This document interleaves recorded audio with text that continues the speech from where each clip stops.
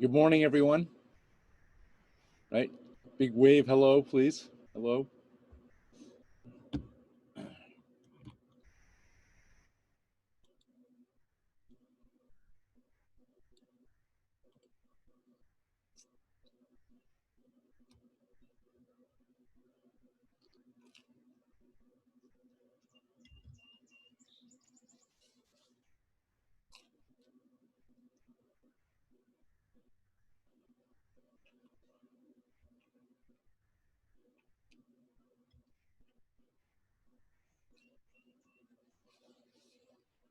All right, good morning.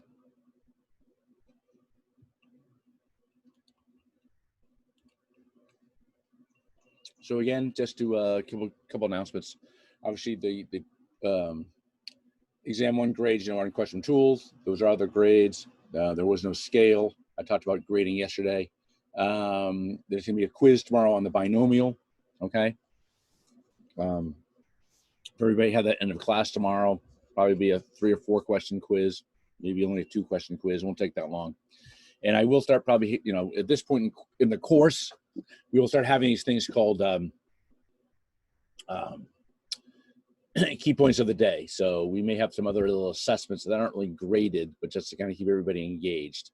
And this is a great way for those of you that are just watching the recordings to get to keep up with the class and show some participation, right? So again, the participation will all work out. So no one really needs to worry about the participation grade at this point, okay? So again, we're gonna start, we will be having more quizzes going forward. Again, it's always easier as the material gets a little more difficult to get some quizzes. So we'll have that. So then today, pretty simply today, today pretty much we're gonna go over homework, take a break, and then launch into the new material. So pretty much today is pretty much a standard course from there. Okay. So any questions before we begin? All right. So I'm gonna share. I'm gonna start going through the homework. I'm gonna share my document camera. Let me adjust my chair over here. Make sure I can get this all together. So again, if you can put your video on, put your video on, if possible, so I can see people. It's always better. Always helps me teach better if I can see people, right? Otherwise, I feel I'm like talking to a box that doesn't reply. So it's kind of fun. So again, beautiful weather here in the East Coast in New England, right? Another beautiful day. So again, like I said, I'm at my summer cottage, having a great time with my family. So when I'm not doing stuff for school, stuff like this. So it's working out okay. Let's see who else is in here. Ryan, Lynn. Okay, good. All right, just taking a look and see who's here today. Okay. All right, so let me share my document camera with everybody, and we'll go from there.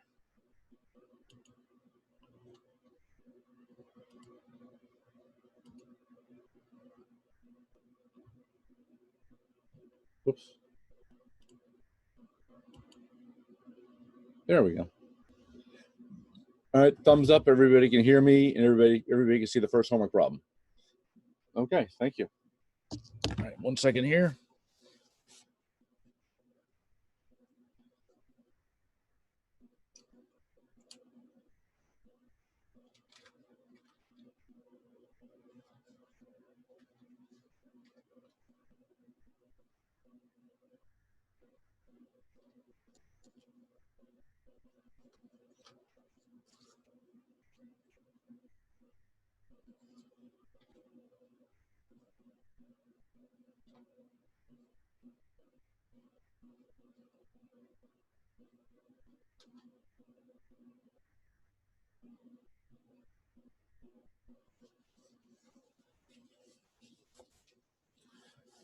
Sorry, I didn't have all my notes right with me. Okay, grab my pen. All right, so everybody can see the document camera. See everything clearly. Yes, thumbs up. Yes. Okay, great. All right, thank you. All right, so we want to compute the mean and the standard deviation. Okay, so this thing here, what you're given is this, okay? So I made this other table just to show you how to do it. Now, this question or something like this would not be on a test. Again, this first topic we're talking about, where we're doing the homework problems, this will not be on an exam. But I am showing you how to do it. Remember my role. My role is to teach you statistics, not to learn things to take a test. And again, it's a good idea to understand how to do standard deviation and the mean, right? Even though your calculators can do it on their own, you should have an idea what it's talking about. So the first thing you do is x times f of x. So that's going to be 0, right? 0 times 3, 1 times 0.3 is 0.3, 2 times 0.2 is 0.4, 3 times 0.2 is 0.6. You add them up, and that adds up to 1.3. 1.3 is your E of x, also known as your mu, right? Now, that is mu, not moo. Moo is a cow, right? Mu, right? It's the Greek letter M, right? That also stands for the mean, okay? So then what we have to do is we have to see the distance. So we basically want to know the mean. So we've calculated the mean. The mean's 1.3. So then we take x minus E of x. So 0 from 1.3, I mean 1 point, excuse me, yeah, 1.0 from 1.3 distance is negative 1.3. 1 from 1.3 is minus 0.3. 2 minus 1.3 is 0.7. 3 from 1.3 is 1.7.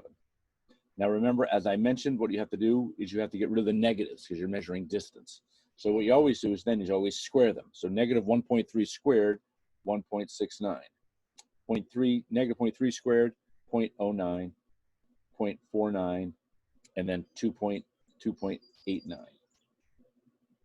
And then what you have to do is you take these numbers here and multiply them by the frequency again, right? So 1.69 times 0.3, because you have to talk about how likely it's going to happen, is 507. Next one's going to be 0.027. Next one's going to be 0.098. And the next one's going to be 0.578. Again, you sum this up, and it equals 1.21. That is your sigma squared, which I told you yesterday was actually the variance. And the variance, loosely defined, is the spread of the data. It tells how wide it is. The square root of the variance is sigma, which in this case equals 1.1. So sigma is 1.1. Sigma is a little 0 with a little O with a little tag on it. Again, this is the Greek letter S. This is small s. This is capital S in Greek notation, or mathematical notation, means sum. Small s, small sigma, indicates standard deviation. Okay, and again, what does this mean?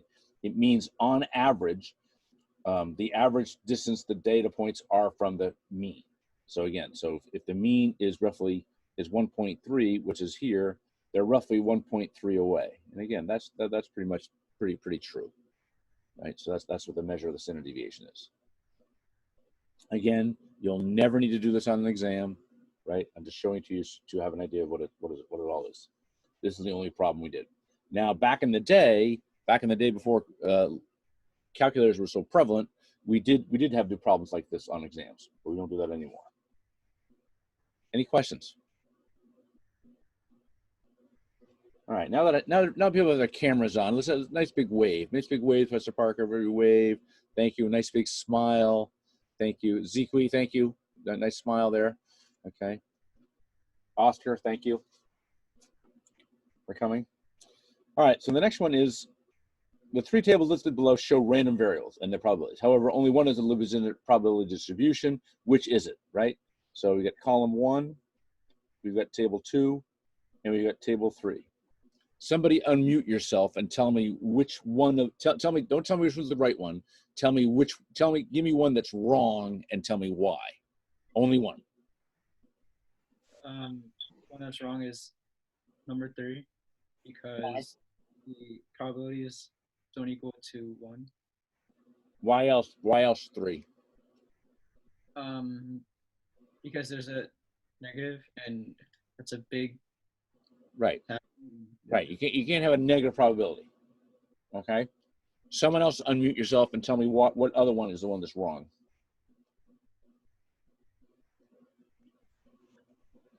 Number 1 doesn't sum up to 1. Correct. Right. Doesn't sum up to 1. So that's correct. So number 2 is the correct distribution, or the only one that's worked. Okay. Now, this question seems very simple. I'm going to star this question. And the reason I'm going to star this question is for these problems, right?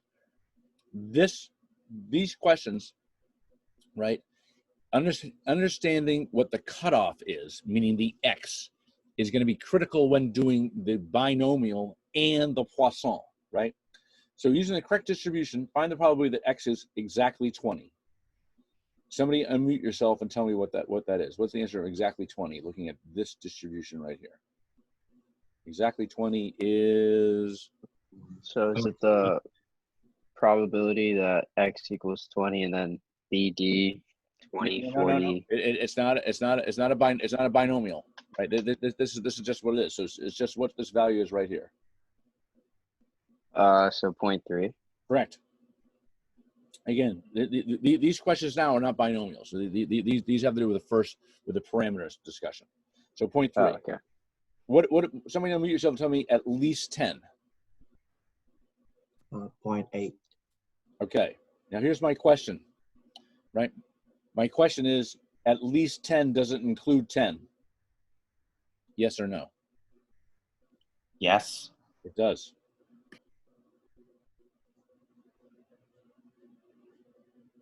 What if I wrote not at least?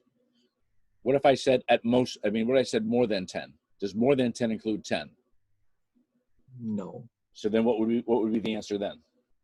0.4. Right.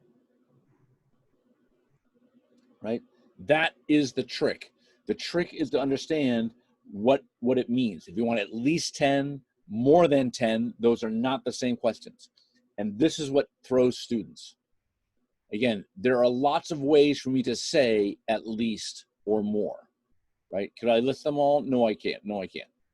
So you need to be able to read the English to be able to understand whether they're talking about more than 10 or at least 10 and whether it includes 10 or not. That's why I said in your mind, I wrote this yesterday, in your mind, does your answer include 10? Yes, then it's going to be 10 or more. Otherwise, it's only going to be more than 10. More than 20. Somebody answer this. First question is, more than 20 doesn't include 20. Yes or no, and then give me the answer. No, it doesn't. It doesn't include. 0.1. So what's the answer? 0.1. 0.1, correct. Someone else tell me more than 30. Again, does your answer include 30? And then tell me the answer. It doesn't include 30, and the answer is 0. Correct. Right?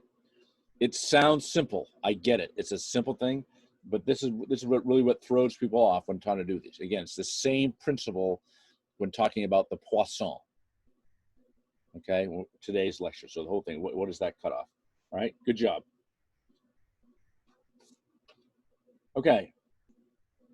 Suppose the random variable x represents the number of marbles in a jar. If p that x equals 4 is 0.4 and p that x equals 0.6, what's the probability that p of x equals 24? Is it 0, 0.24, 0.46, 0.64, or cannot be determined? Again, everybody can participate. So somebody hasn't said anything today, unmute yourself and tell me what the answer is.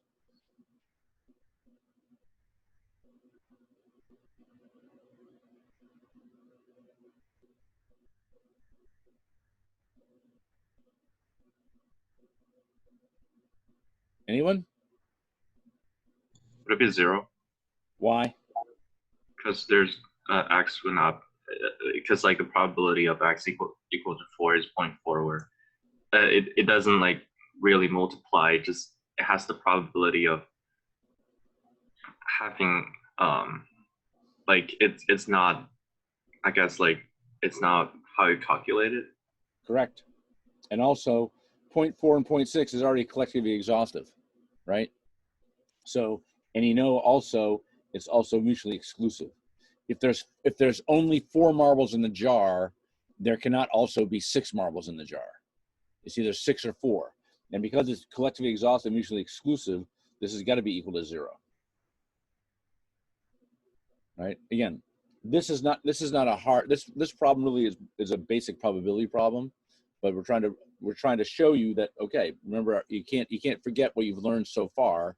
While I'm not going to be testing you on the probability, you're going to understand the probability.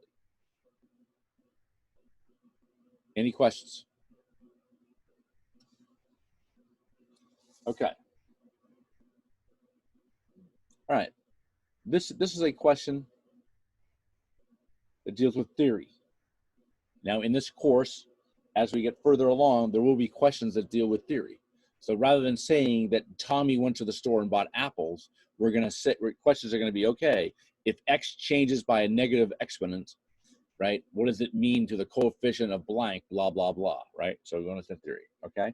So here we want to know, if you change one of the values of X, meaning something in this column, leaving everything else the same, is mu, meaning E of X, is it guaranteed to change? That's a yes, that's a no, that's a maybe.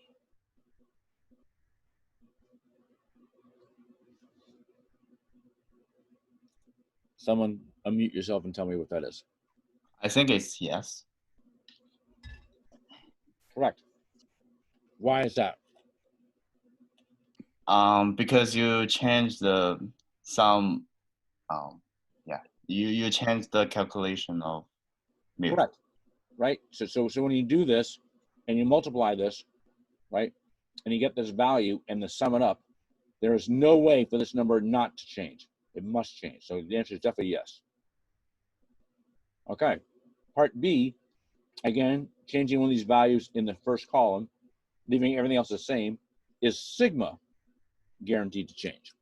Again, yes, no, maybe.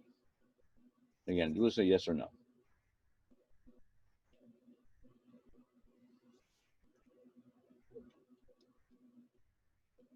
Someone else?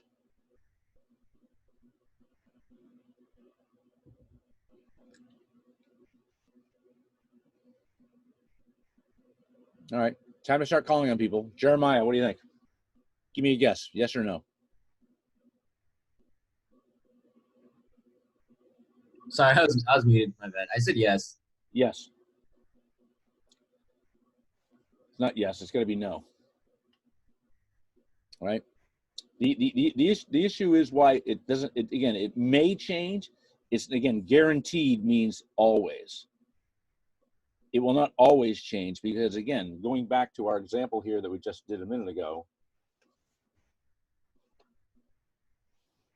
right? When you're doing this here and then doing the square, right? 1.3 squared is also 1.69. So it is possible to have values of X to change where your standard deviation would stay the same. Again, it's rare, but it could happen. It's not guaranteed because of that whole notion, right? So this one is definitely yes. This one is no, is not guaranteed to change. Everybody follow me on that?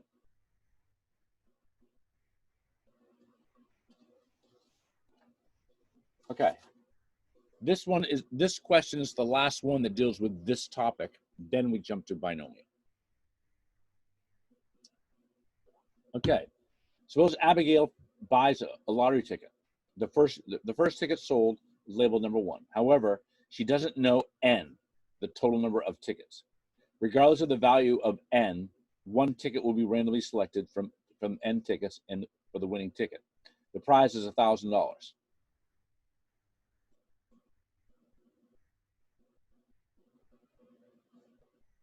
Okay, but she does know that N, the number of tickets sold, is either 10, so N is equal to 10, 25, or 40, and each with a one-third probability. So the probability that's going to be this way is 1/3, 1/3, and 1/3.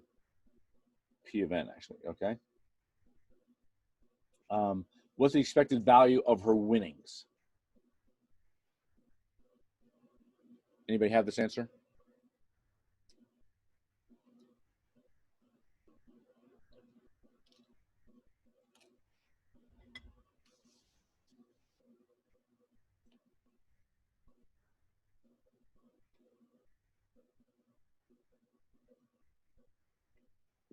Is it 25? It is not 25.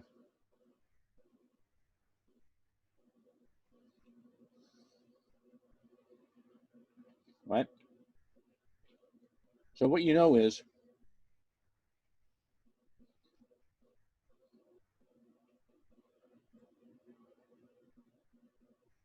right?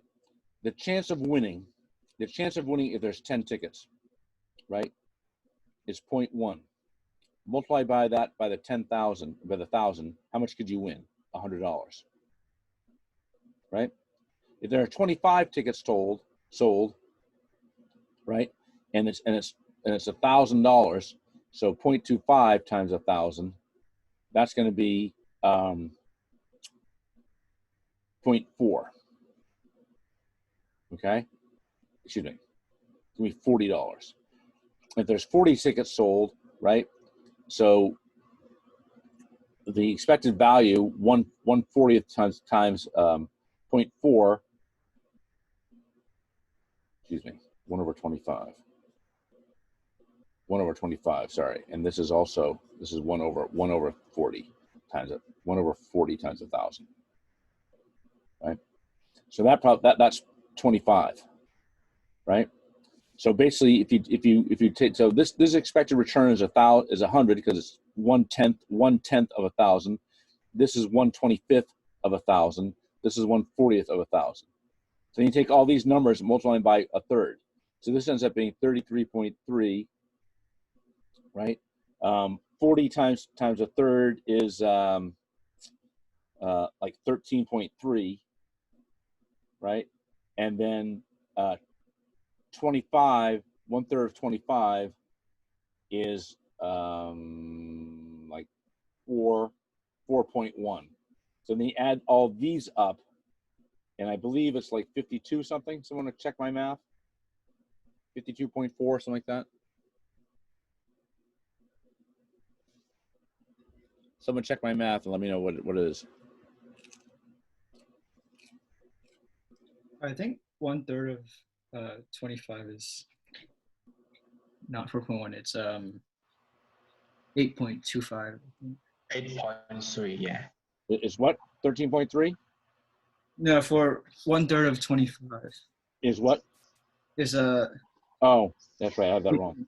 8.3. 8.13, something like that. So what's the total when you add them all up?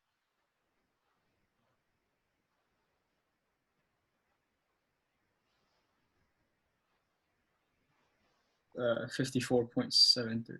That sounds right. So it's roughly that, depending on whether you use 0.33 or 1/3.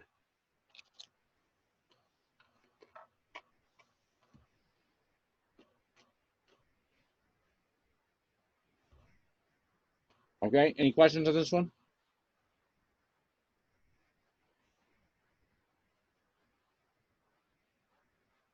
Okay.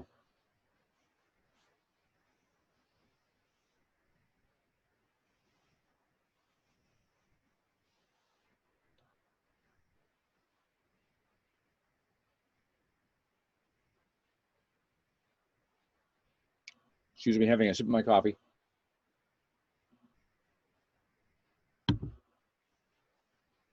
All right. Very similar to the problem we did yesterday as an example. Noel plays basketball for the Kingsville Metro West basketball team. When a player in basketball gets fouled, he is often awarded a free throw attempt.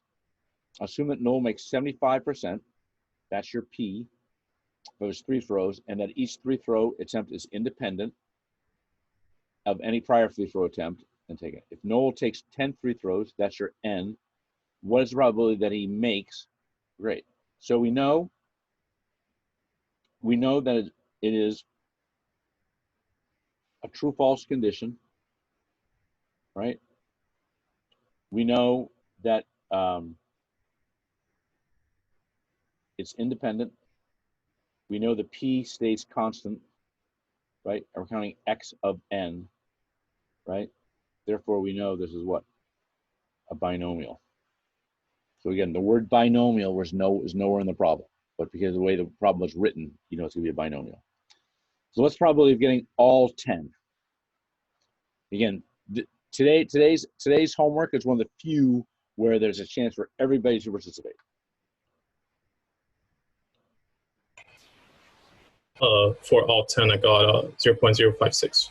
Okay, but again, tell me what the Excel command is. Sure. It's a binom this 10.750. Correct. So the fact that it's 0.057, we don't care about that. I really want to know the answer is just Excel command. All right. Follow-up question, GIU. What's the other way you could find this answer without using it? It could be what? I'm sorry, I didn't hear you. What's another way to do this problem without giving me the actual answer? What's another way to figure it out? It could also be 0.75 to the. Oh, you mean the formula? Yeah. Sorry, I didn't memorize them. No, it's points. No, not that formula. It's just 0.75 to the 10th. Yes. Oh, yeah. Right. All 10. Right, because you're knowing all 10. Each one's independent. It's 0.75 to the 10th. Very similar to the problem we did the second day of class, looking at the number of looking at the 5 random people that did not have health insurance. Right, that was 0.7 to the 5th. Here's 0.75 to the 10th. Problem B, exactly 6. Lucille, what do you got for that one? Should be binom this. Yep. 6, 10. Yep. 0.75. Yep. And 0. Correct. Somebody else. Less than 5. I have a question. I have an answer. Could you do it 0.75 to the 6? You cannot. Because Why? because again you have to understand what order is. Because if you're doing remember you have to account for order. So if there's 6 times where he gets it in, there's going to be 4 times when he misses. So you have to account for all those different ways. It's like a counting technique. So if he takes 10 shots, he gets this one in, doesn't get that one in. Next time he gets these 2 in, right? So you account for all that order. So Okay. if he's taking 10 shots, you have to account for 10 shots. So even though he gets 6 of them in, you have to account for the 4 that he misses. You can only do this when it is 10 out of 10 or 6 out of 6 or 5 out of 5 or 8 out of 8, right? So if the x and the n are the same, then it can be this, the top to the power. Less than 5.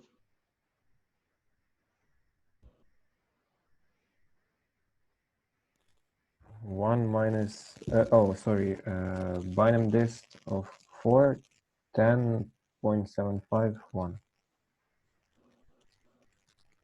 Why did you do binom is of 4, not 5?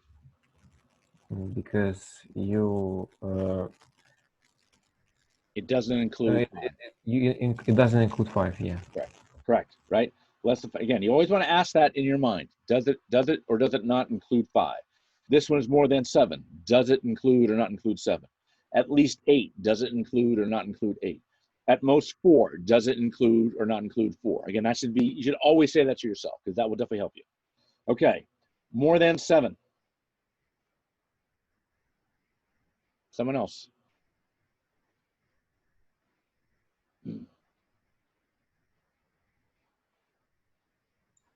Great, yes, go ahead, give it to me.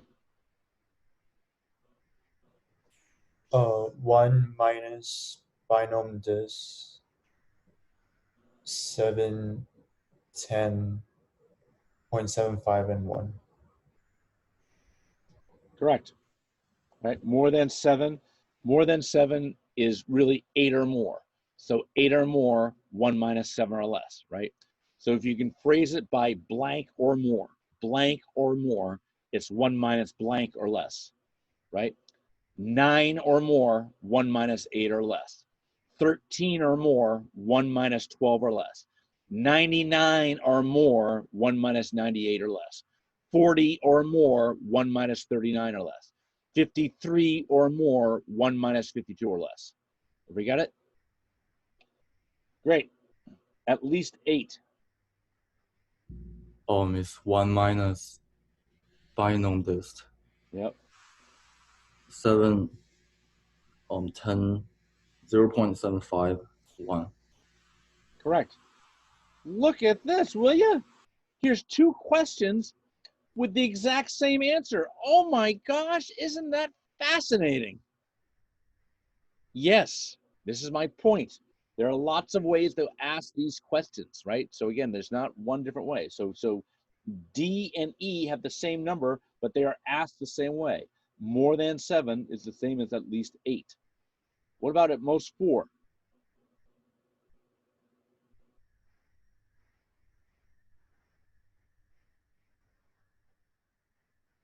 Ashley, want to give it a shot? I was going to ask you a question. You can. So for binomial dist, at the end you have to use the 1. And you use it whether or not it's greater than or less than. You use it either way. Yeah, if it's going to be cumulative, if it's cumulative from 0, it's a 1. If you're looking for an exact probability, it's 0. Meaning if you're looking for the probability of one event, you're looking for a probability of 1x.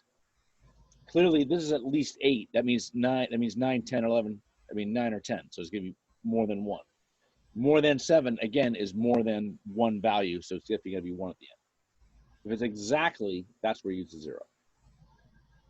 So you use it, but you can't use it for just greater than, right? It has to be like greater than or equal to or less than or equal to. Correct. Makes sense? Correct. Yeah. Okay. Correct. So can you do this one for? Can you do this one at most 4? I'll start you off. Binomial dist.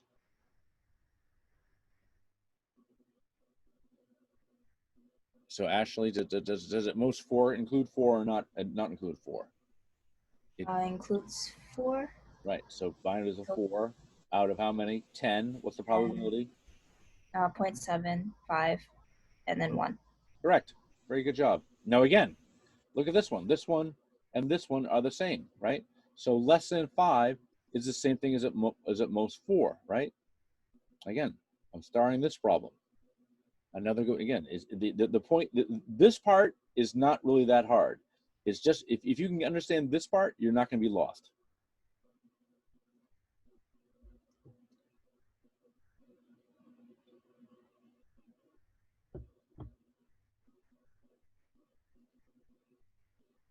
Questions?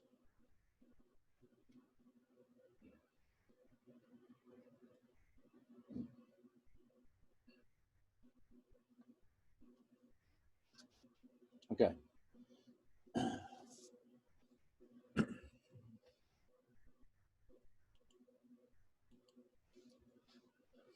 All right. I want to encourage you, everyone, that if you have questions, the time to ask questions are now, right? Now, ideally, again, I'm not checking your homework, obviously, but you need to make sure you take time to do the homework. The time to ask the questions is when I'm going over the problems in class, okay?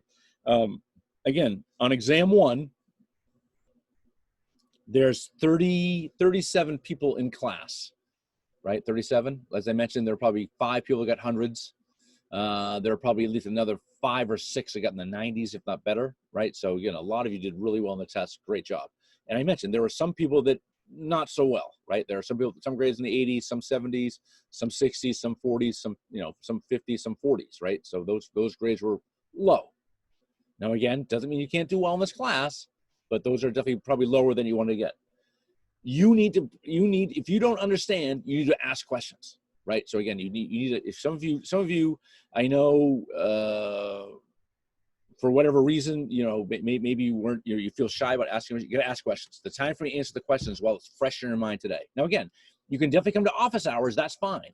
But please do not let your questions go unanswered, right? So again, Lucas is fantastic, right?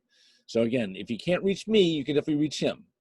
Now, again, as I mentioned, I'm teaching this class this semester, but this is not the only thing I'm doing. So I've got, I'm not necessarily going to be available at a moment's notice to answer questions. I will get back to you, but it may not be immediate. And Lucas, the same thing. But certainly, we want to make sure that you understand the concepts. Please do not feel, again, don't feel hesitant to reach out, even if it's something basic. Right? I mean, if for some reason you clearly don't still understand probability, we will help you.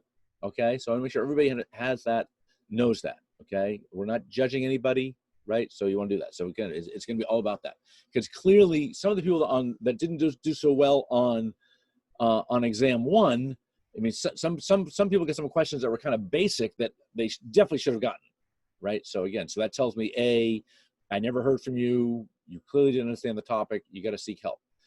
I don't think you can really study this on your own without doing anything. Now, maybe you can, but I can certainly tell you going forward, so the final exam, that's definitely not. No way you will do well if you don't listen to and follow my instructions for the third exam, right? So again, that's my little. I took off my professor hat. I'm giving you your favorite uncle speech. Okay, don't be, make sure you're willing to ask questions, right? So you definitely want to do that. Okay, and again, you should have done the homework. This should not be the first time you've seen these problems, right? You definitely should take the time to do them before class. Okay, so moving on. In a recent study, 7% of homes in the United States are found to have a laptop. So again, that's your P. In a random sample of 12 homes, that's your N. What's the probability of that, right?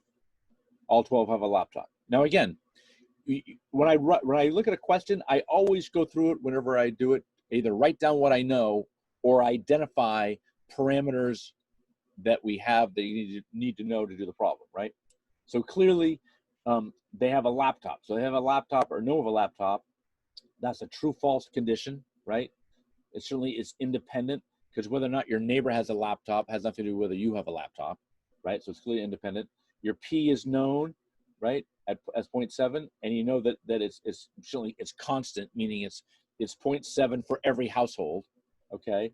And we're counting X of N. We want to know how many, finding out all 12 have a laptop, whether 9 have a laptop, 6, et cetera, et cetera. So X of N, all this tells you that it's clearly got to be a binomial. Okay, again, half the battle going forward, like I mentioned before, is being able to identify a problem, right? The problems on the exam that were Bayes rules did not say, oh, this is a Bayes rule problem. You had to figure out it was a Bayes rule problem. Same thing here. It's not necessarily going to be obvious that something follows a binomial. Okay.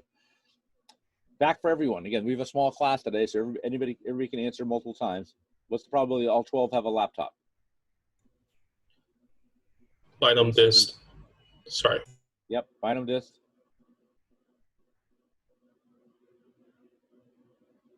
Oh, was someone else answer?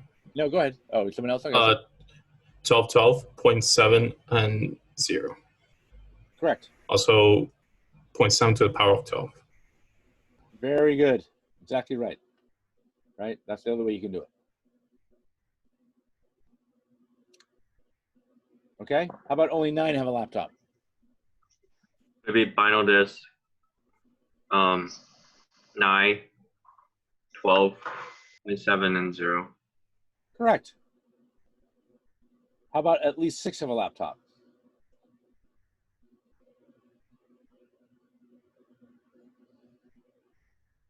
Emily, want to give it a shot?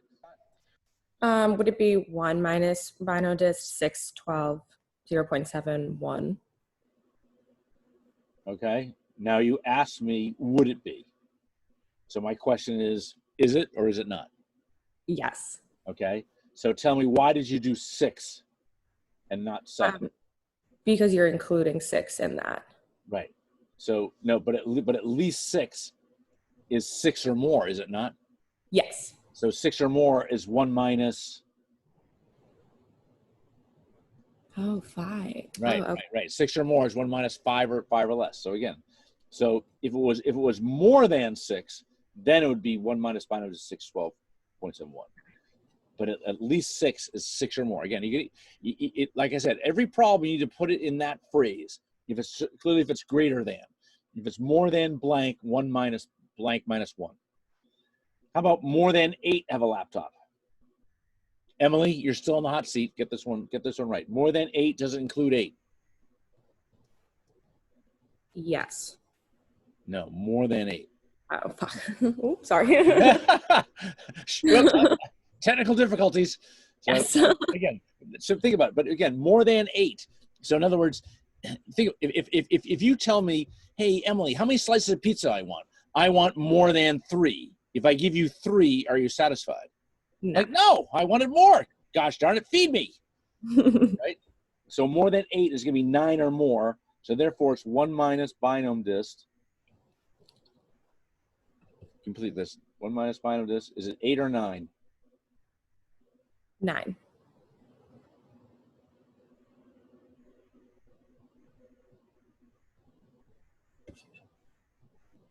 8, right? More, yeah, because it's 9 or more. 9 or more. 1 minus 8 or less. Again, this is hard. So again, the trick is to get this first one. That's always the trick. Okay. All right. If you randomly sample 12 homes today and 12 homes tomorrow, what's the probability you will find at least 6 of laptops each day? Again, this is very similar to the one we did yesterday as our warm up, or rather our kind of our practice problem. 1 minus binomial dist. 1 minus binomial dist. 5, 12, 0.7, 1. 5, 12, 0.7, 1. And then to the power of 2. Correct. Right? At least 6, right, is 6 or more, 1 minus 5 or less. Emily, you got it? All right. Okay, good. Now, again, I'm not picking on you. I'm just trying to get everybody engaged here. Ashley, yes, question. So can you also do this one just binomial dist 6, 12.71? And of course squared. This one here? Yeah, instead of 1 minus, because it's 6 or more. Yeah. I'm sorry. Say your answer again. You think it's what number? Like I'm saying, can it also be binomial dist done? Yeah, 6, 12.71 instead of 1 minus BD 5, 12 instead of. Yeah, but then what do you do with it? I mean, do you leave it like this or do you square it? Oh yeah, square it. Okay. But I'm just saying, like, would that also be correct? Why? I'm trying to get your logic. Why are you saying? Because the question says at least 6. What you're giving me is you're giving me 6 or less. Why does that make sense that should be the answer? So binomial dist does only equal to or less than, not equal to and greater than. Correct. Remember, Excel. Oh, sorry. You need to scrap another piece of paper here. Remember, Excel always starts at the 0 point, right? So if you want this range, it's just binomial dist. But if you want this range here, where it's more than 0, it's going to be 1 minus binomial dist, right?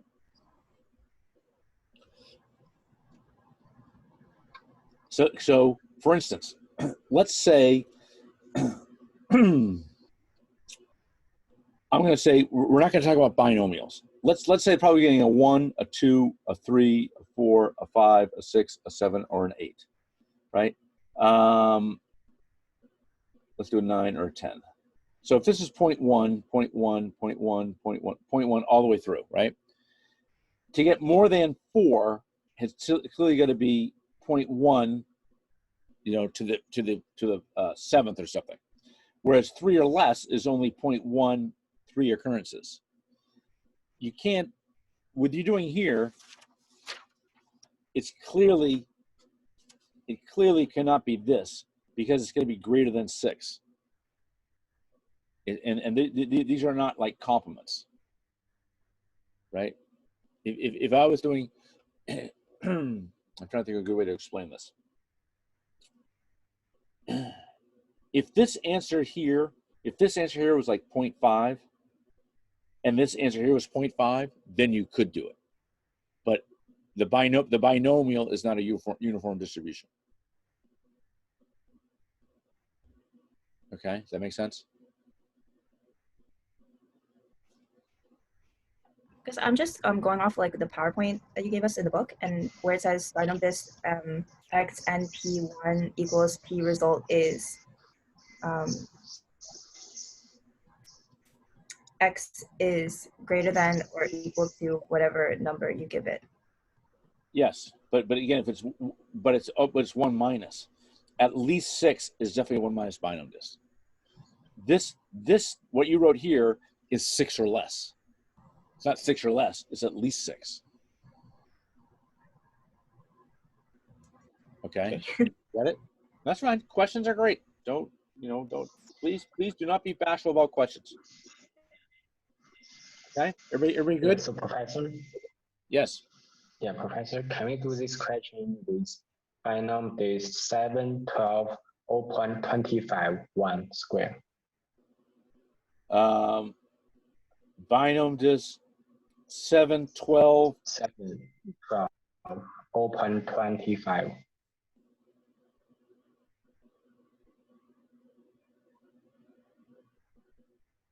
Binomial disk 7, 12.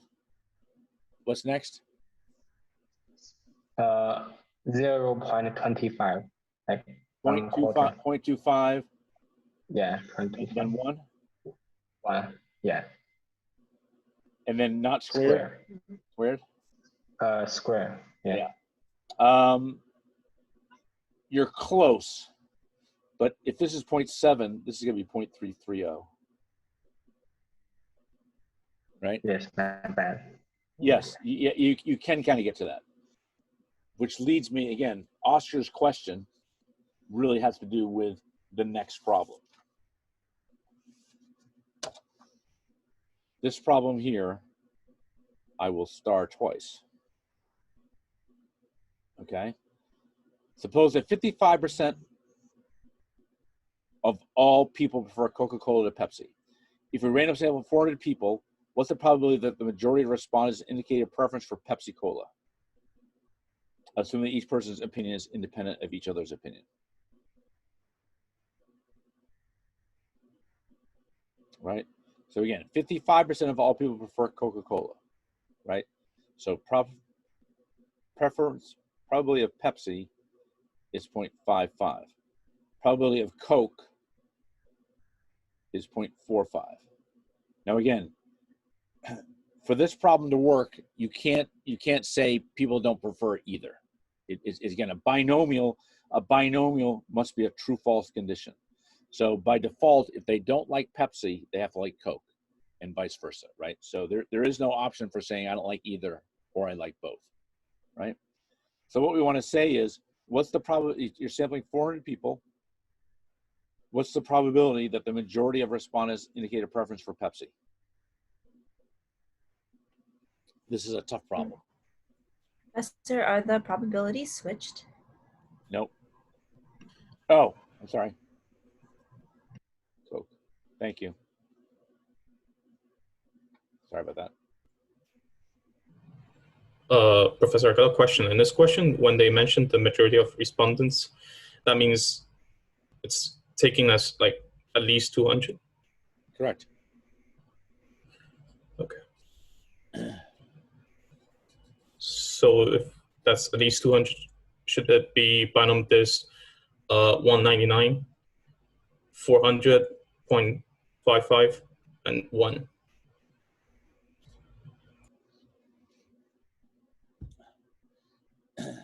Someone else unmute yourself and tell me whether he's right.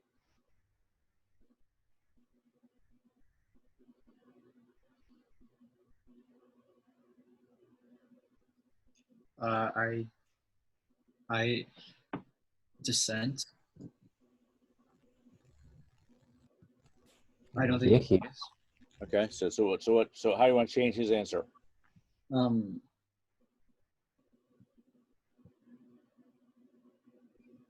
Change the 1 to a 0 in the parameter, and instead of 199, it's 1.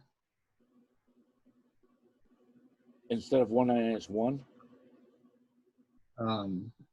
Yeah. But this is the probability of getting exactly 1 out of 400. That's not a majority.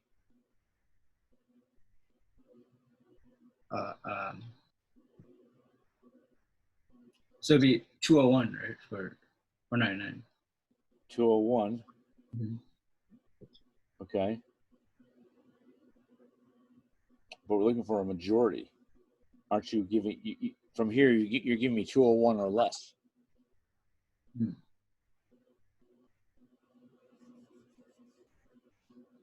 One minus binomial disk. You want a majority. Gialli, what you did is you gave me 199, which means 200 or more. 200 is not a majority of 400. 200 of 400 is even split. So it's going to be 201 and more. So it's 1 minus 200, because you want 201 out of 400, right? You want the probability for Pepsi, so that's 0.45 rather, comma 1. So it has to be, I'm sorry to interrupt. So it has to be like at least, so it's at least 201.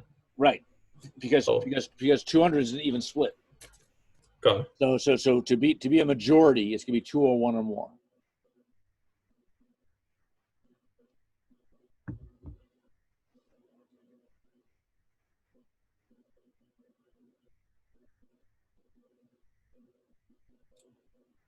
All right.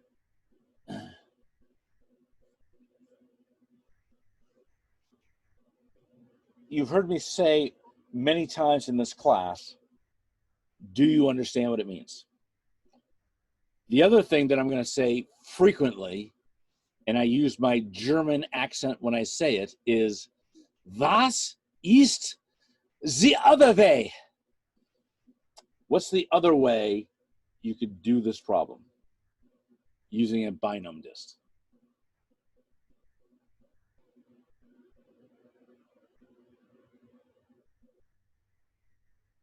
Because it follows a true-false condition, if there is a majority of people that like, if there's a majority of people that like Pepsi, must be equal to a minority of people that like Coke. So therefore it's binomial disk blank 400.55 comma 1. What is the blank?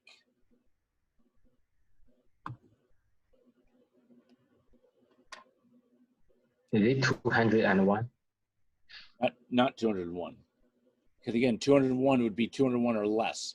So that'd be 0 all the way through 200. You can't include 200. Is it 199? It is 199. Very good, Ashley. So really, to solve this problem here, you don't care about the 200th person, because the 200th person is an even split. So it's either 201 or more, or 199 or less.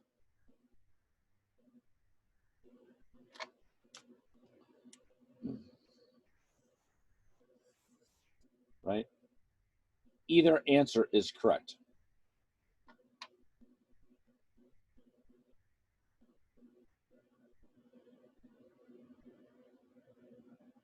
Okay.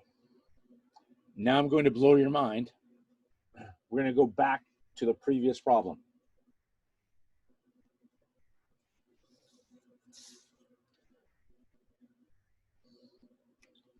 more than 8 have a laptop. We came up with this as an answer. My question is, was ist the other way for that problem? What's the other way to do this problem? Exactly like I did this problem.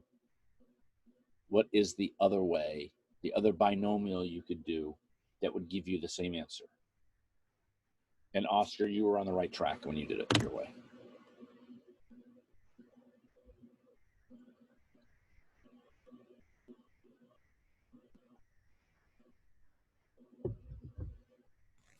Binom dist 8, 12.31. Binom dist 8, 12.31. Okay, Dimitro, I'm going to keep you on the hot seat. You are close, but there's something wrong. And something wrong is that number right there.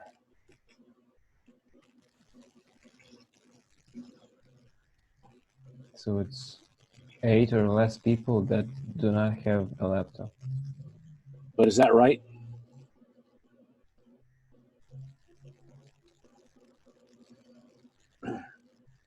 Everybody pay attention to this.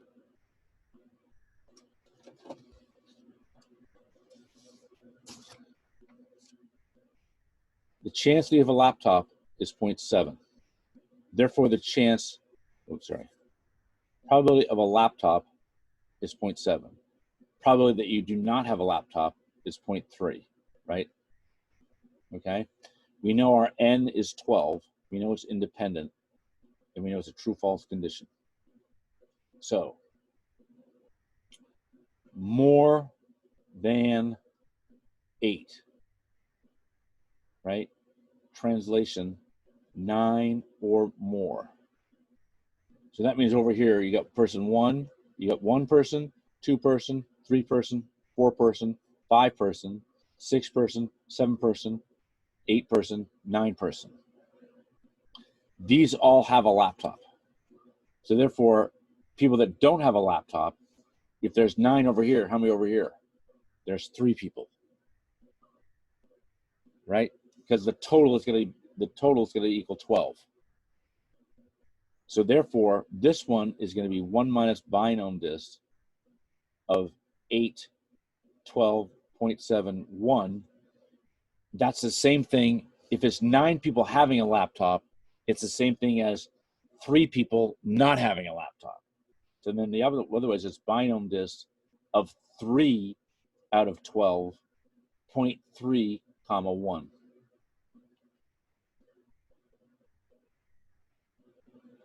Okay. Now this one here, this is even more critical to understand this number here. Again, the trick is always the first variable, the first parameter. That's always the hard part. Okay? Because what you could look at, you go, oh, wait a minute, right? This person says, oh, wait a minute, I don't have a laptop. I do have a laptop. It's in my garage. So this person goes over here and goes over this group. So this becomes, so then this would become 9. This would become 2. This person says, oh, wait a minute, I have a laptop too. I forgot, it's broken, but it's in my basement. So he leaves here and goes over here. So this becomes 10 and this becomes 1. Right? Again, this is for this variable right here. So this is really 10 or more. So then there's only 1 here. So then this one says, oh, I have a laptop too. This becomes 11. Right? It's really because it's 12 or more, or it becomes 12, and this over here becomes 0. Right? So this really becomes binom dist of 12, 12.70. Okay? We kind of follow that? So what Dimitro did initially is a very common what he'll do. They see this is 8 So then they just do binomial dist of 8. No. You got to understand this is really 9 or more. So 9 out of the 12, if there's 9 over in this group, there's going to be 3 over in this group. Okay? So, will you need to know the other way? You will need to know the other way. Yes, you will need to know the other way. So the way to look at it is like this. Let me get a fresh sheet of paper. Unfortunately, I'm trying to use these markers so you can see my writing, but a significant amount of bleed through, unfortunately.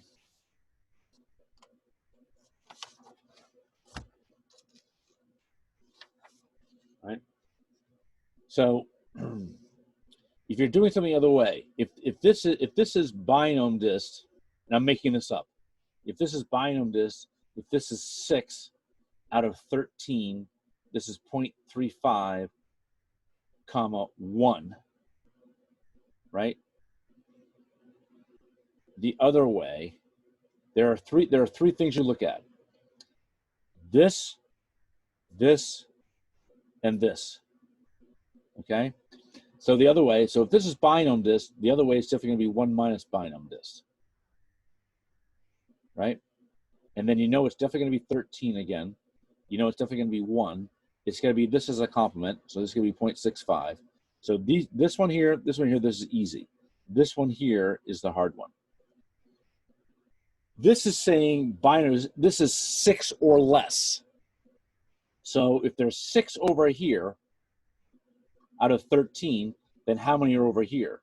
1, 2, 3, 4, 5, 6, 7. That's 13. So this is really 7 or more. So 7 or more is 6 or less.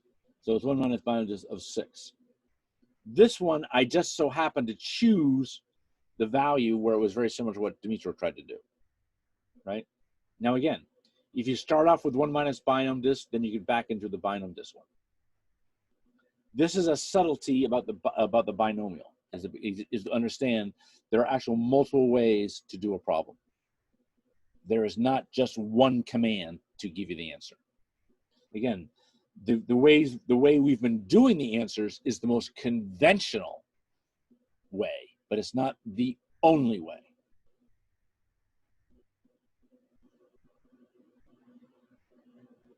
Everybody understand that? Everybody got that? Any questions? Okay. We're not done, but we've been here for an hour. Let's take a break. Take a break. Come back in like 10, 12 minutes. Stretch your legs, get a cup of coffee, and we'll continue. We'll finish doing the homework, and then we'll jump to the new topic.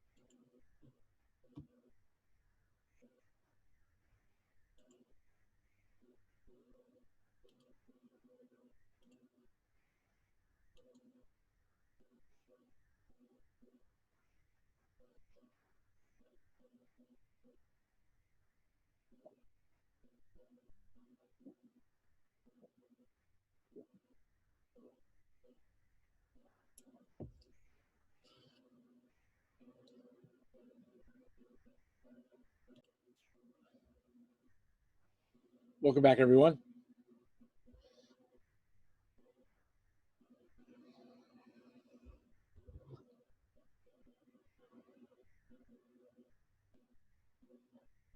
All right, we got a few more problems to do, and then we'll do our start the Poisson. Let me show my document camera with you again.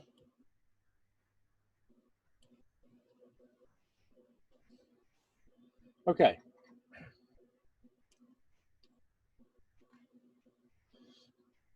Suppose we have a certain target market has 10% of the response rate of a catalog. So again, that's our P. And we send out a well-known clothing store. Suppose that a special audit is done on 100 randomly selected participants, right? So that's your N, right? What's the probability among the 100 there are exactly 11 responses? Now again, right? So either the audit is done. So clearly that's a true-false condition, right? We're counting X of N. We want to know 11 out of the 100, right? We know P, we know it's constant, and we know it's independent, right? So clearly all this means that it is a binomial. Okay, so we want to know they're exactly 11. So clearly that's binom dist of 11, 100.1. Oops, sorry, I did that wrong. Binom dist 11, 100.1, comma 0, right? Because it says exactly. But probably among 100, there is at least 11. At least 11 is 11 or more. So therefore, it's 1 minus 10 or less, right? So at least, so 1 minus binom dist of 10, 10.1, comma 1. What's the probability that among the 100, there are at least 11 responses, given, that's key, we know we got at least the expected number of responses. Well, that's what? That's the probability of A given B, is a conditional probability, okay?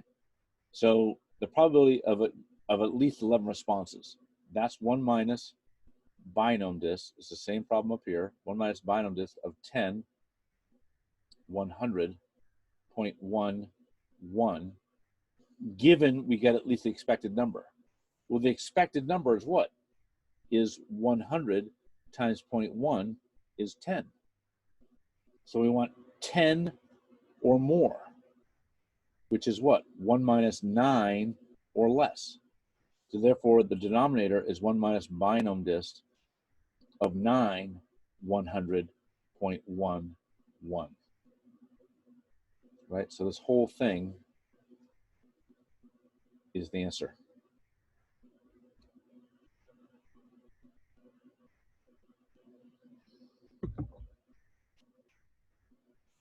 If we know a company receives only one response from the first 90, what's the expected number of response for the last 10? So you have 100, right? You go, this is 90 in this group of 10. You only got 1 over here, okay? So you know the expected number, E of X, you know it should be basically 10, right? So what people do is they say, okay, gee, I've only got 1 from this group, there's going to be 9. That is not correct. It's not 9. From the last 10, the answer is 1, because it's 10% of 10, which is 1 person. Remember, it's independent. The probabilities of independent. This is a trick question. Many people give me 9 because they think, oh, you know, yes, out of the 100, you're expecting 10, but you only have 90. The way to think about this problem here is, what if you have 2 days? What if on day 1, they only go through 90? On day 2, they say, okay, you 10 people that missed it on Monday, you come in today, we'll take you first. Of those people, again, it's 10% per day. So the 10% doesn't rely on the previous day's probabilities. It's a new probability. It's still times 0.1. It's still only going to be 1, right? So the answer is 1, not 9. Any questions? Again, this is what gets people with this problem. Okay. This one here,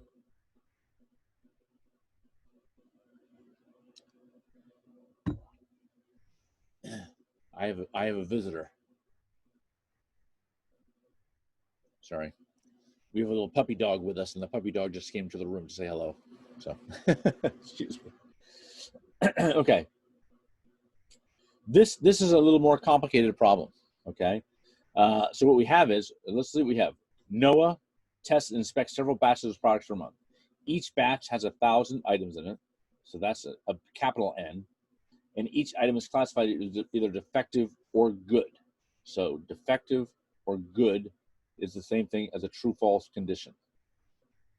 The inspection of a batch consists of taking 20, that's an N, randomly selected products, with replacement to determining how many of the 20 products are defective. A batch passes inspection if at most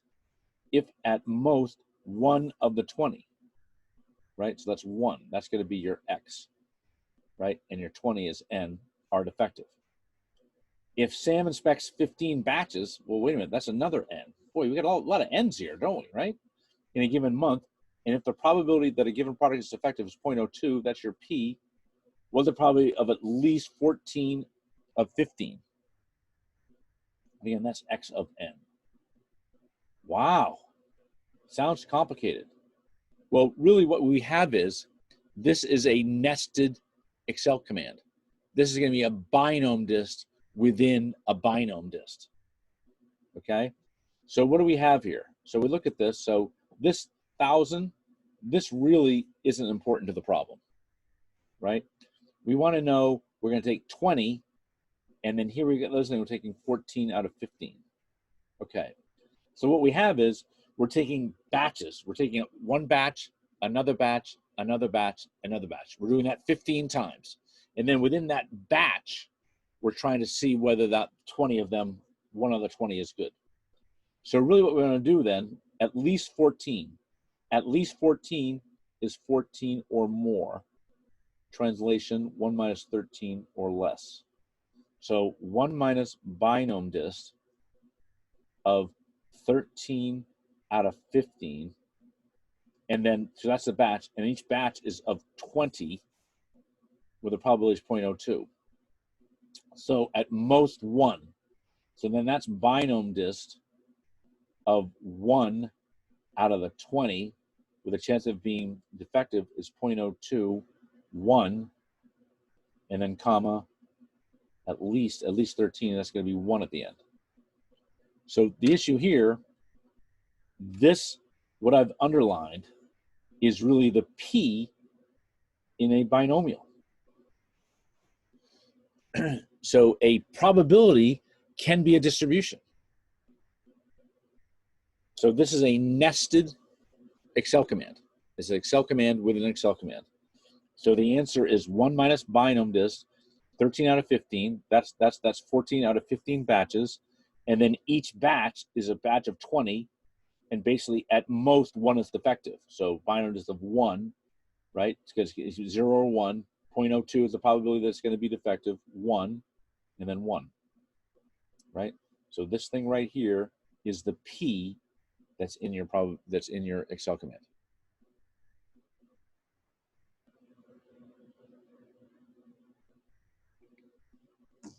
I'll give everybody a minute to kind of look at that. Is this something that could be on a test? 100%.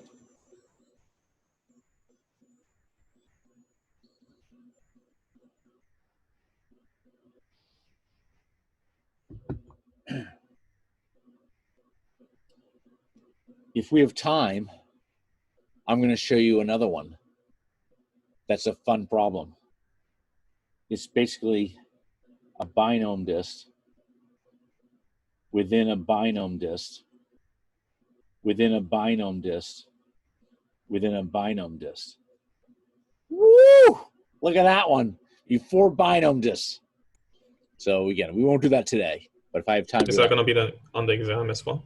No, this one, no, definitely not. Will this be on the test? Could be. Okay, scared me. No. This one here is a scary one. But actually, once I do it, you'll go, oh, it's not that hard. Again, the issue with the problem like this is to understand you want to work outside to the inside. So the outside is clearly the batches, right? The batches. And within each batch, you have 20 items. Again, number 43 that we're going to do in just a second is just like this one. So it's a matter of just kind of looking at it and seeing if you can kind of get it. Any questions on this one before I go forward? Ryan says, no, I want to yawn and just get it over with. All right, this one here, we're really not going to do this problem. This one here, what you would have to do is you'd have to do binomial dist, right? You would actually do a calculation, binomial dist. You want to find a probability of 10%, right? So you do a binomial dist of, it's a true-false test, right? True-false. So it's going to be a 10-question test.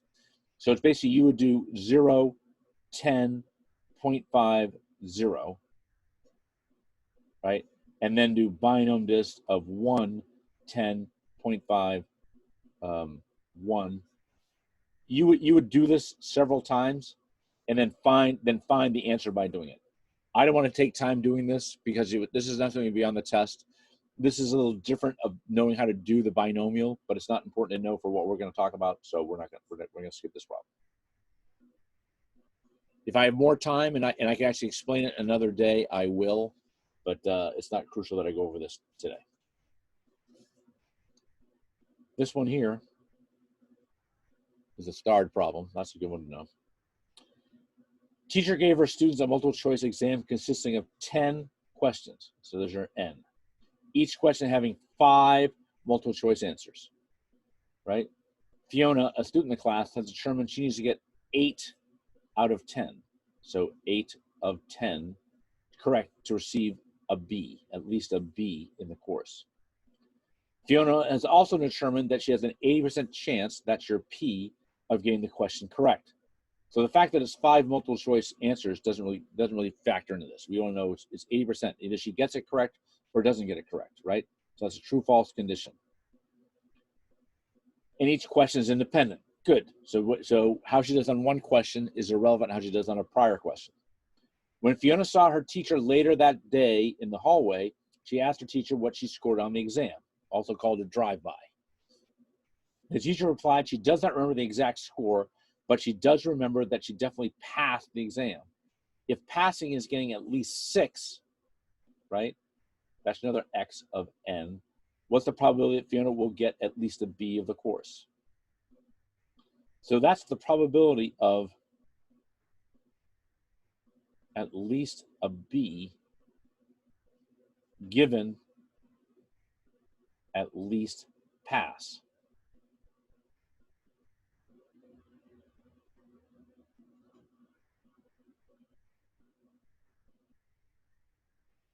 So at least a B, right, she has to get a B, has to get at least 8. So 8 or more. So that's going to be 1 minus binomial dist of 7, 10, 0.81. Again, here's our P, right?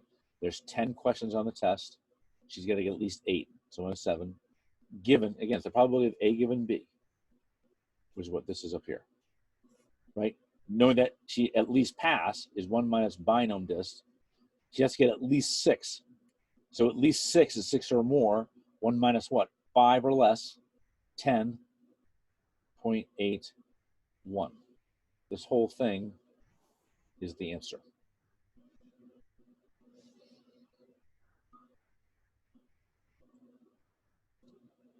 Remember I told you on exams, there are exam-like questions, homework-like questions, and there are also questions that I consider to be thinkers, right? Thinkers. One's a little harder, you gotta kind of reason yourself through. This exact problem, you was on an exam in the past of this course.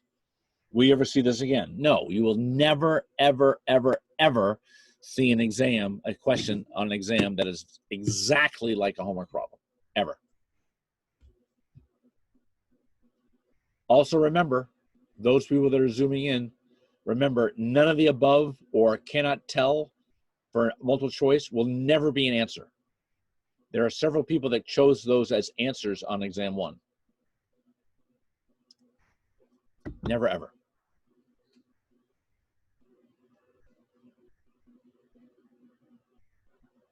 Questions? I have a question. So I still don't understand like the concept behind the fraction. Because it says, she says she has to get at least an 8 out of 10 to be 8 out of 10 to get a B, but she knows she at least pass. So she knows her probability of getting a B is better because she knows that at the very least she passed. So it's probably getting at least a B given at least pass. It's basically kind of the beginning of Bayes' rule. Yeah. Okay. Remember, usually when you see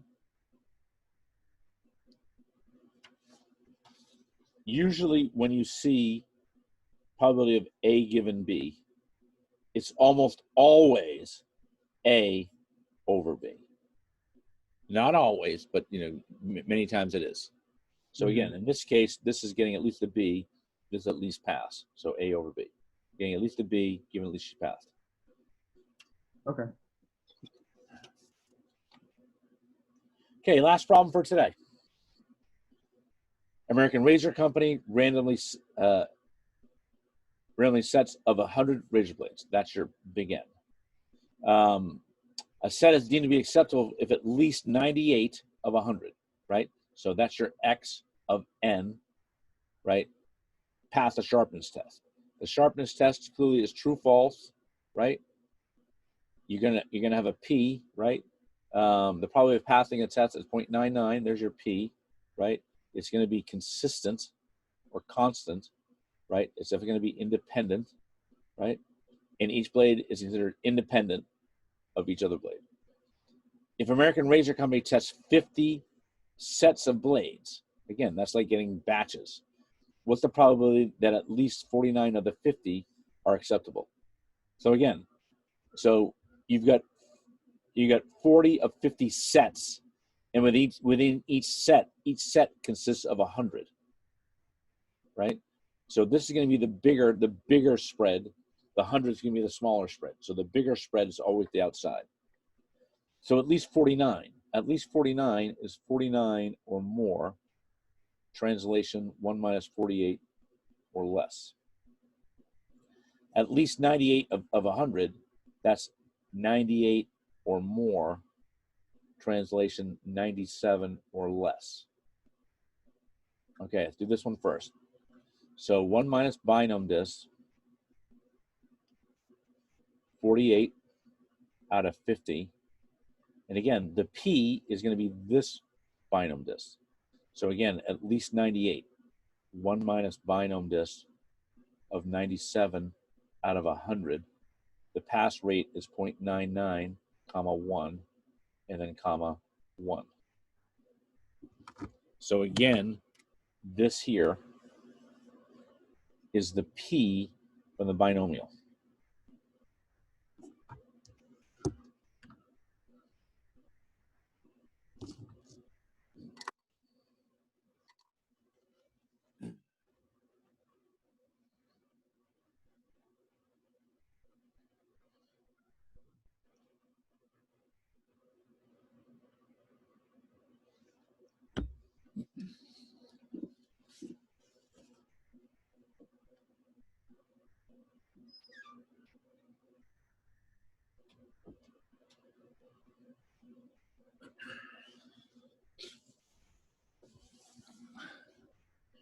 Questions?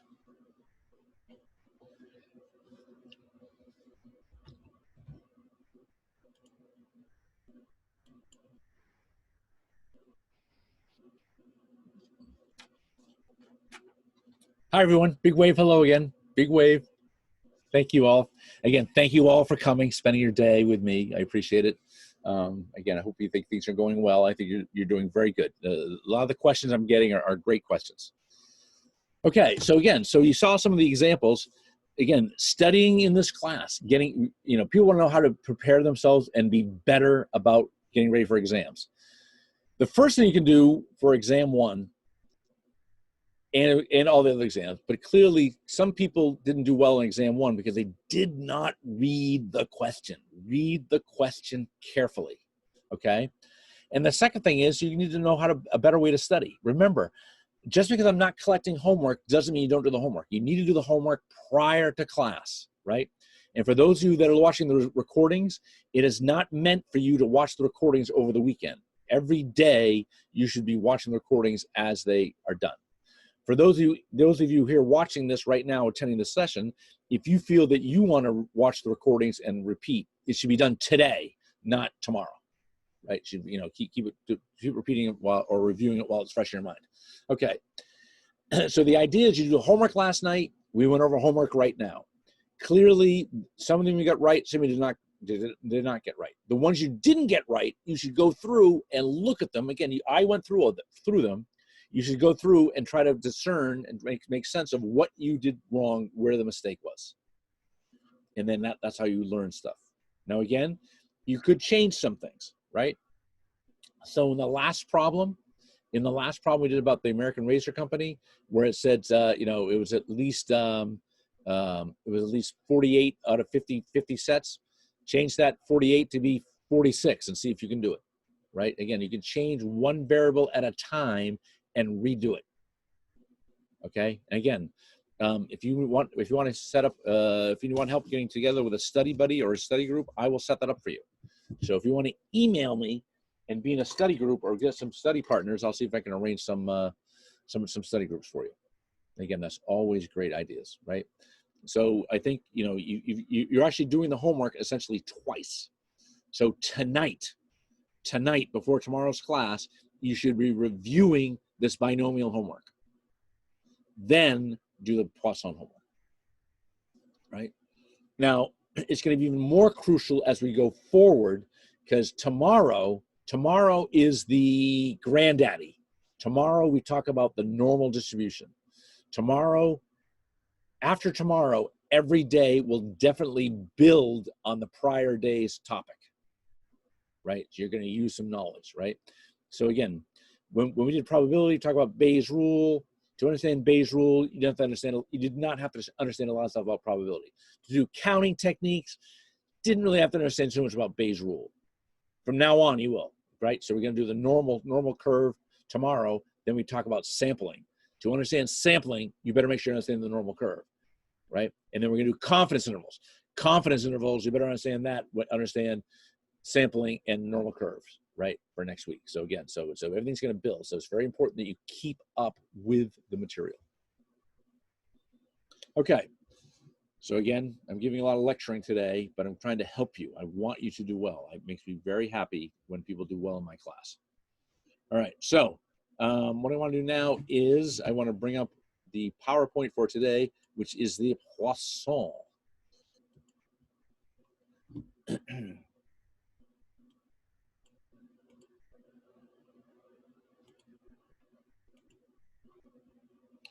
Let me share my screen with you. Oops. There we go.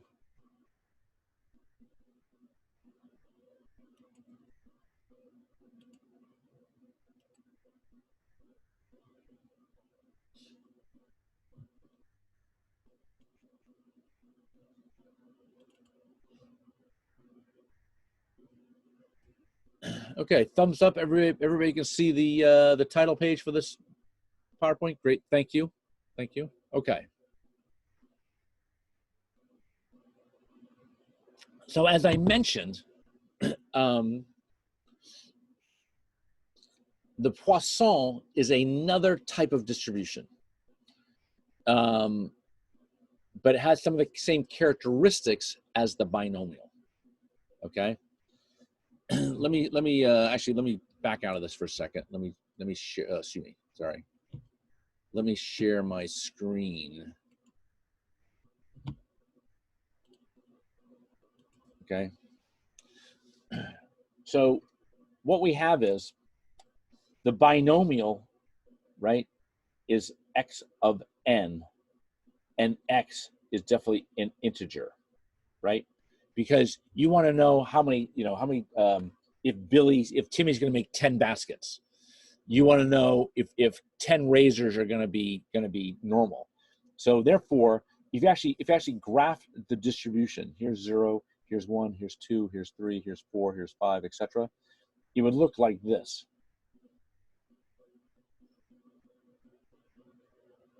I mean, whatever the distribution, these are going to be bars, right? It's not going to be a distribution where it kind of, you know, all this represents an area. It's going to be kind of bars. The Poisson, this is the binom dist. The Poisson, what we talked about today, is going to look more like this, right? The Poisson used to be called, it's not really called that anymore. It used to be the probability of least likely events. Probability of least likely events, okay? But it is a distribution. It's just like this. So again, these are both known as what's called discrete distributions. Discrete is where you're counting. You're counting the occurrences. We want to know how likely we get 3 or less. This one here, we're going to know if this is 4, how likely you get 4 or less, right? We're counting, okay?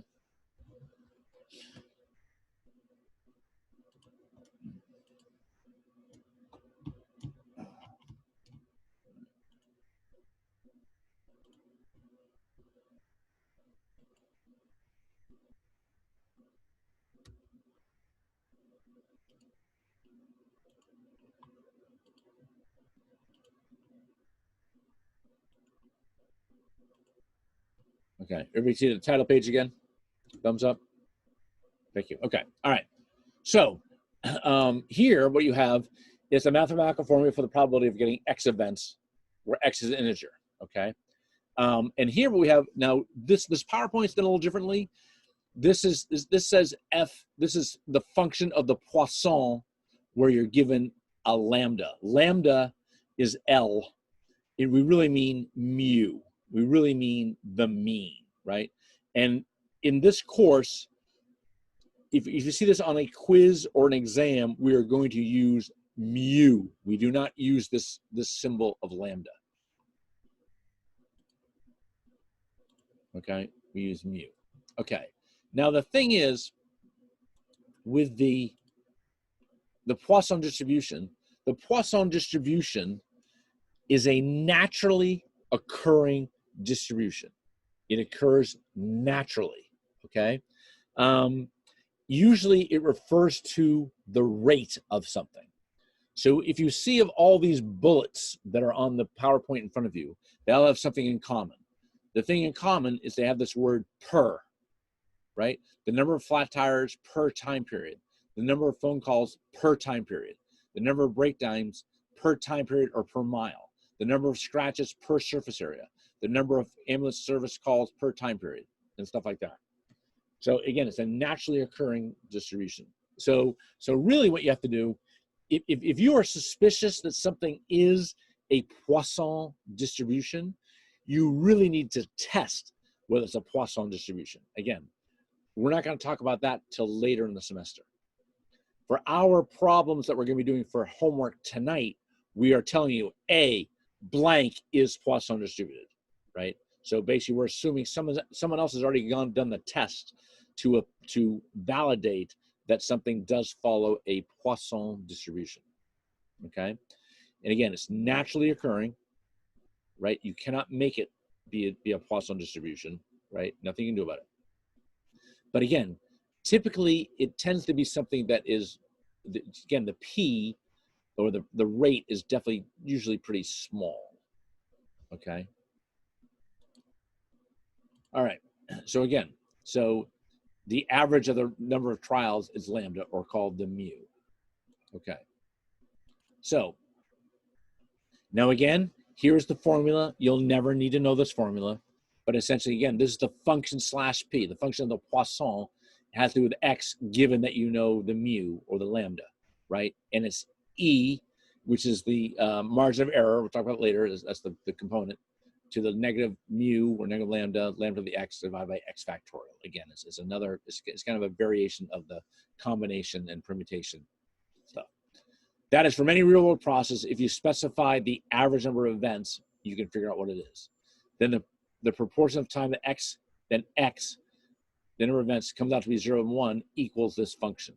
So again, what we're going to do is we're going to talk about the Excel command, right? So it's very similar.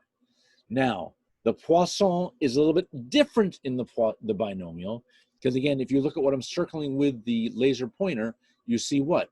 Oh, the Poisson only has 3 components, not 4 like the binomial, right? The binomial is x, n, p, 1 or 0. This one only has the x and the mu, in this case lambda, 1 or 0. Now the same conventions apply. A 0 at the end means exactly. A 1 at the end means cumulative from 0 up into and including that value, right? Which is what we specified right here. So it's just like, it's the same method of the binomial. Okay? Now, as a prelude to tomorrow, when we talk about the normal curve tomorrow, that is no longer the case, right? Using 1 and 0 are only for the binomial and the Poisson. Only for the binomial and the Poisson. Only for the binomial and the Poisson. I said that 3 times, so it means it must be important. Okay, so again, so tomorrow, even though tomorrow is the normal curve, we talk about distributions, the normal distribution is totally different than the binomial and the Poisson. Any questions? Okay, so if your mu or lambda is 3, trying to find out whether it's going to be exactly 2 is the same thing as you had in the binomial. It's Poisson of 2. The mean that's given to you, or the lambda, is 3, and it's 0 because you want to know exactly 2 out of the 3. And this happens to be 0.224. If you want to know less than or equal to 2, it's Poisson. It's Poisson of 2, 3 again, 0.1. Okay? So similar to what we said when studying the binomial, what is key is to be able to take the verbal description of the problem and from it formulate the correct Excel commands. Definitely.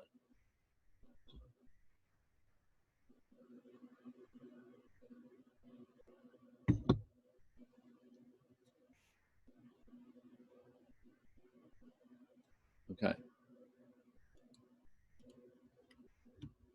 All right. So with the binomial,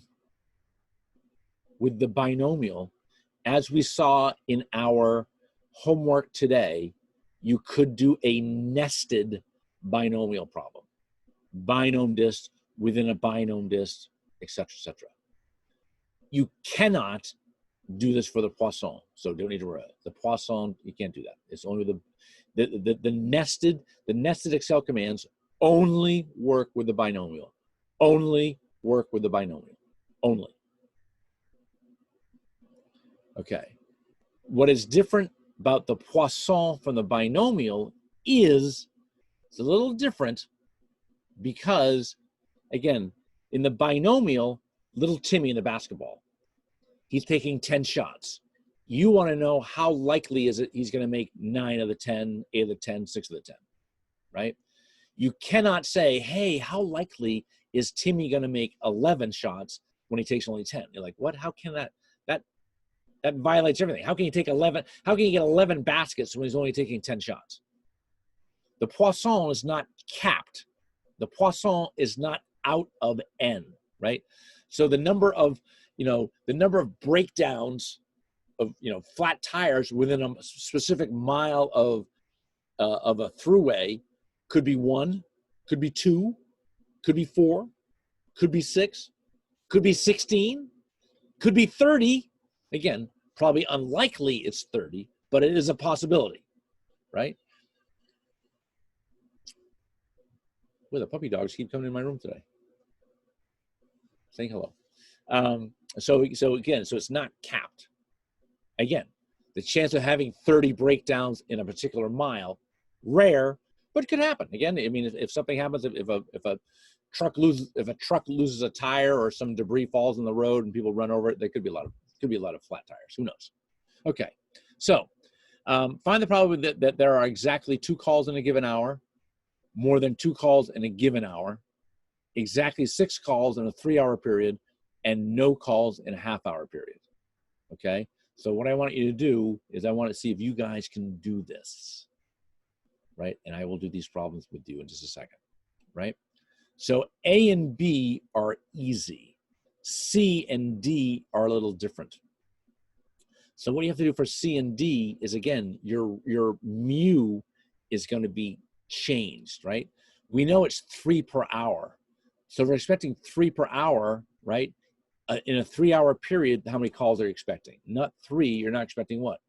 9, right? And if you're expecting three per hour and you're talking about a half-hour period, how many is that? That's only 1.5. Keep in mind that the rate, again, the mu, does not need to be in an integer, nor does it need to be a data point. Again, my example yesterday, 10 people take an exam, they get 80s, another 10 people take 70s. The average of everybody took the test is what, a 75? No one got a 75. Well, okay, but that's still the average of both groups. It's the arithmetic mean. So take a minute and do these problems.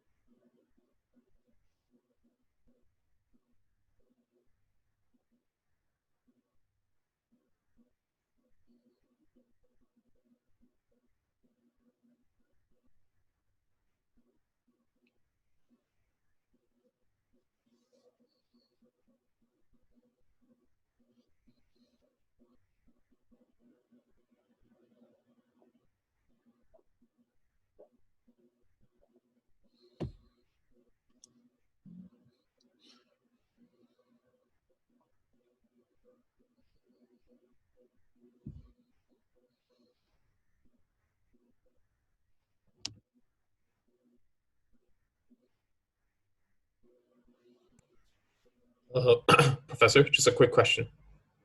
Quick answer. Are we going to do the cases by tomorrow, or? Again, I didn't give you any cases. Oh yeah, we will do. I'm gonna assign that tonight. The lotus blossom.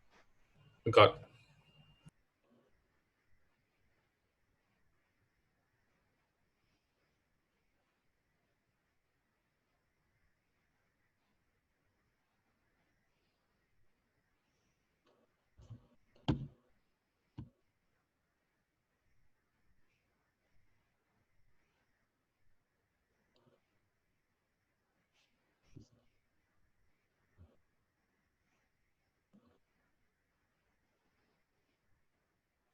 Okay, so 3 per hour.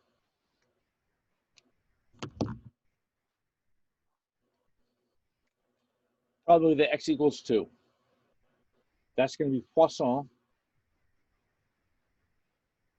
right? Of 2, 3, 0. With these problems, you cannot do P blank, because P means probability, not Poisson. So with the binomial dist,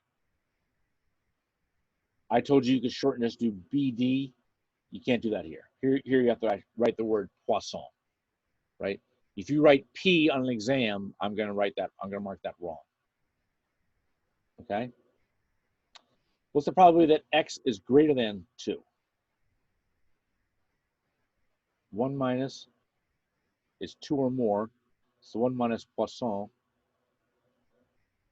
of 1 out of 3, 1. How likely will you get exactly 6 given it's 3 hours, right? That's going to be Poisson of 6 3 hours times 3. The new mean is going to be 9. Oops. 690, right? This is the new mu that you got to calculate. It's very common for you to have to change the mean for Poisson. It's a very common tactic. How likely you get 0 in a half-hour period? That's going to be Poisson of 0, 1.50.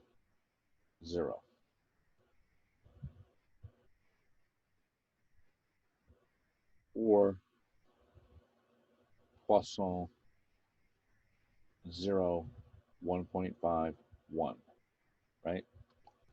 Remember I said this the other day, if the first parameter is a 0, it can be either 0 or 1 at the end. This works for the binomial disk or Poisson, right? 0 or 1. 0, 0, 0, 1. I'm pointing that out to you because sometimes you may be looking at a multiple choice question on an exam.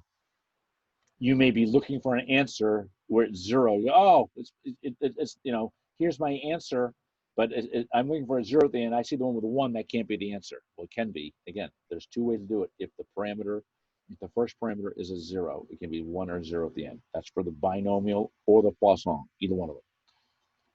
Again, that's a great trick question that you may see. Don't be tricked. Professor? Yes. For part B, I thought the question was like. Oh, did I write it down wrong? Is it less than 2? I think it's just more than 2, like not equal. Oh, okay. Sorry, my bad. I copied it down wrong. So more than 2. In that case, it would be 2. And why is it 1.5 for Z? Like, wouldn't it be because it's 1.5 because it's a half-hour period. So if it's 3 per hour, oh, a half-hour period is going to be expected rate is going to be 1.5. Right. Okay.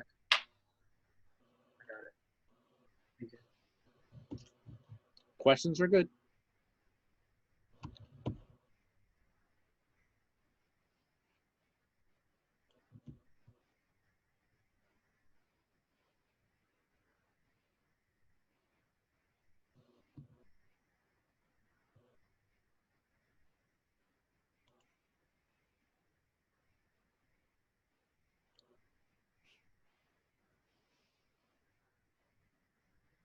Right. So here we are. So exactly 2 calls, right? This Poisson 230 is what I did. More than 2 calls, right? Again, I had more than equal. I had it wrong. So 1 minus Poisson of it's basically 3 or more. So that means 1 minus 2 or less. Exactly 6 calls is a 3-hour period. Again, the 9 changes. Note the change in the lambda. And again, no calls in a half-hour. In a half-hour period, it's going to be Poisson 0, 1.50.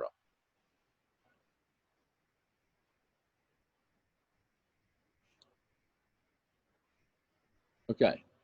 So again, similar to what I showed you the last time, there used to be a table that you had to do before you had Poisson. So it was very, some poor guy had to write all these things out, do his calculations, and then put them in a book. So basically, you looked it up like a dictionary, right? It was kind of crazy.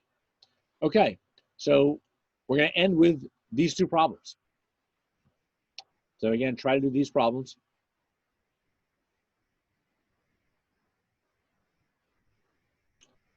And I'll print a copy out for myself, and we'll do this.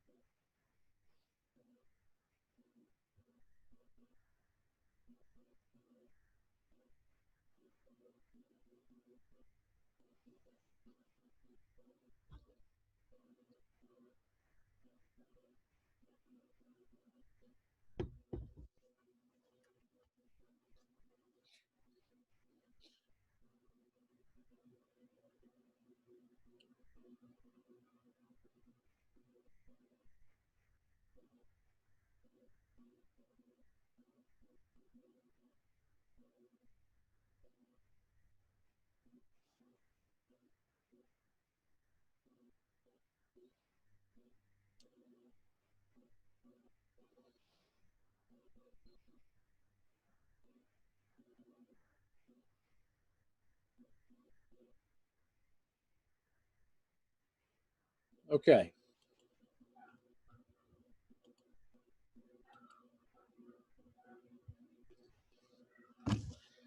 All right. So we have a restaurant. Number of customers is roughly 8 per hour. They're open for 6 hours. So I already know I'm going to do a new mean. It's going to be 6 times 8, which is going to be 48.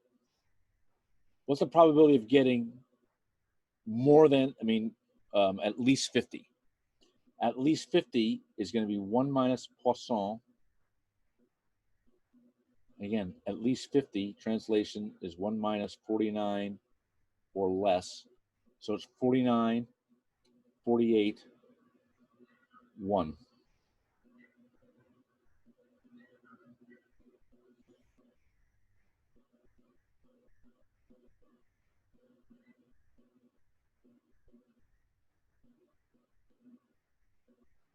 The second problem says using the same info, so all of this here, right? Then what's the probability of getting exactly 3 of the 5 days in a row where you have more than 50? All right, so 3 of 5 days, that's x of n. So either you're going to get more than 50 or less than 50. That's a true-false condition. You have your p, and clearly it's constant and independent. Oh my gosh, it's a binomial. It's a binomial with a Poisson in the middle. Oh my goodness, could be tricky. So that's binom dist of 3 out of 5, where the probability is this. So 1 minus Poisson, 40, 49, 48, 1. Again, exactly 3, 0 at the end. So again, this is the P that you're inserting to the binomial. So what we learned was you can have a binom dist, right? X, N, binom dist again, right? Or we know you can do a binom dist X, N with a Poisson in the middle, right? 0 or 1, 0 or 1, right? So we did this today in homework. We did this right now in this problem. So some of the homework that you do tonight, some of the homework is going to be binomials with the Poisson in the middle.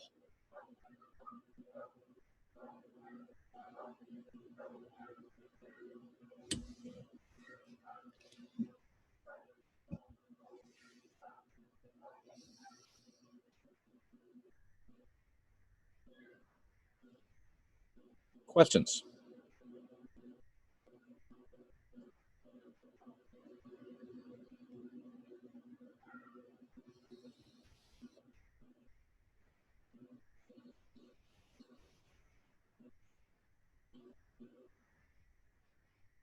Okay.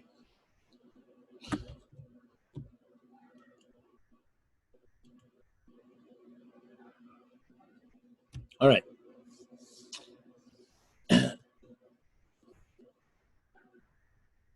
The homework is posted on the website. It's the homework problems has the schedule. Okay. In terms of the cases, you don't have to do any cases unless I tell you to do them. Okay. So if there are some cases that we're just not going to do, we're not going to have time to do them in this class. So we've done Why Choose Me. We will talk about Lotus Blossom. Now, we may not talk about Lotus Blossom tomorrow, but we will definitely talk about that over the next couple of classes. Okay. I think there's a case that there may be a case that deals with this one called Lin DVD. We're not doing that one with the Poisson, right? So I'll do that. So again, depending on how detailed I get into Lotus Blossom will depend on whether it's on the exam or not. Again, I'll let you know what's on the exam when we get close to the exam. Again, the exam is, exam 2, by the way, again, is a week from Thursday. So again, we go by pretty fast. Okay. So what you want to do with the case Lotus Blossom is you want to understand what's going on. So essentially what's going on there is the example in Lotus Blossom is a real world situation. My question to the class is, has this ever happened to you or happened to somebody you know? Do you know somebody that has gone to the airport? They have a ticket in their hand and they go to check in and they say, oh, we're sorry, sir, sorry, madam, we have no room for you on the plane. You're like, how could I possibly not have room on the plane? I have a ticket in my hand. What did the airline do? They overbooked. Why? They overbooked because, right, a plane, clearly they want to sell out the plane and have all the seats taken. If indeed somebody, typically, again, a lot of air travel is done by business travelers. So, for instance, you may have a business person from Boston flying down to New York for the day. So they leave in the morning, come back in the afternoon. Well, as very often happens, sometimes meetings get changed or get delayed.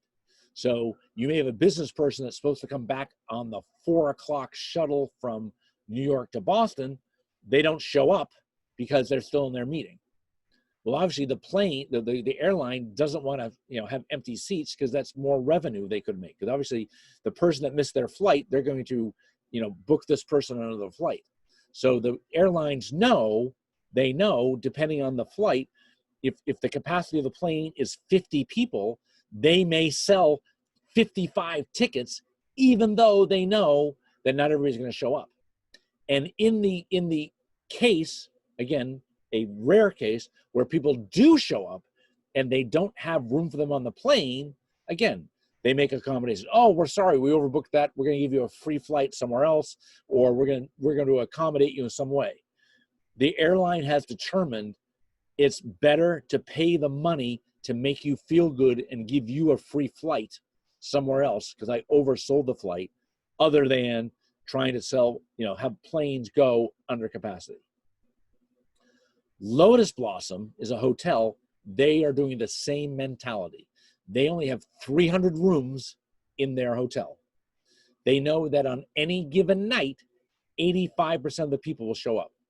85% of 300, 85% of 300 is 255. 255 from 300 is 45. That means on average, they have 45 empty rooms on a night. They don't want that. So clearly they can sell more than, or take reservations more than 300. Our role in the case is deciding, okay, how many more than 300? Is it 305? Is it 310? 325? 330? 360, again, what is the number of reservations that the hotel should take? Okay. So again, I'm going to do that problem for you, right? All you want to do is you want to make sure that you've read the case and understand what's going on and try to understand what they're trying to figure out. And then I'll take it from there. Again, if we have time tomorrow, we will. Otherwise, we'll do it sometime in the next week. Is Lotus Blossom going to be on the exam too? I don't know. It may or may not. Okay, you don't need to worry about that. I will tell you if something's on there. If I feel we've covered it in enough detail, it'll be on the test. If I'm like, yeah, I kind of had to rush through it and kind of give you a synopsis of the case, it would not be on the test. Okay. So for tonight's homework, you've got to do the Poisson. Probably look at Lotus Blossom. Now again, tomorrow we will have a short quiz on the binomial, so it's fair game. So anything that we've completed. So therefore, on Thursday, if I wanted to have another quiz, what's fair game for Thursday could be the binomial and the Poisson. I'm not saying we're having a quiz on Thursday. I'm saying if indeed. Again, I've given you warning for the quizzes. Normally, I do not give you warnings for quizzes. Normally, there could be a quiz almost every class. And going forward, there's definitely going to be more quizzes. Any questions before we end for today?